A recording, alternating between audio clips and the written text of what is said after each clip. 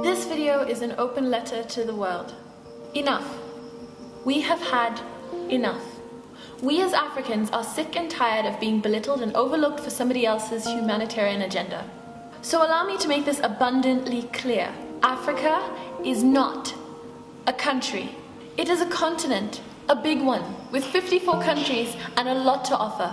We could fit North America, China and Europe in our borders and still have space. We are one of the biggest continents on the planet, and yet conveniently overlooked. When you ask me questions about Ebola, you should know that I've never even been to West Africa.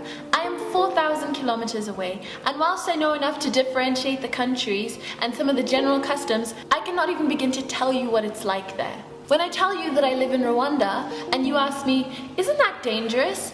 I'm genuinely appalled by you who claim to be knowledgeable and up to date with global affairs, but you don't know that the genocide ended 20 years ago. When I told some people that I am Zimbabwean and South African, but I live in Rwanda and I've moved around to several countries in Africa, I was asked whether I was a refugee, because I couldn't possibly have the wealth or reason to travel around my beautiful continent without the threat of death. I refuse to stand any longer and let people tell me about the country Africa where I'm from, where we are too poor to function, our government singular is corrupt, and we have no idea what we're doing. I refuse to be belittled and treated like a second-class citizen. I refuse to be made into a novelty when I achieve something great. You know, you all think that the way that you put Lupita Nyong'o on a pedestal and nearly worshipped her is amazing. Like it's the highest honor or accomplishment for an African. Don't get me wrong, we are very proud of her because when one of us achieves something great, we celebrate as communities.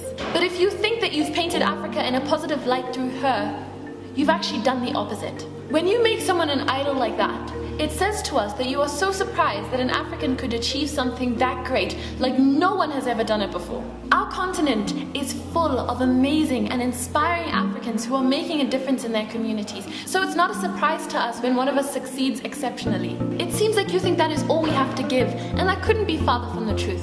We really have gotten the raw deal throughout history. We've been looked down upon, colonized, our resources have been stolen, we've been segregated, subjected to violence, institutionalized racism. We as Africans have accomplished so much.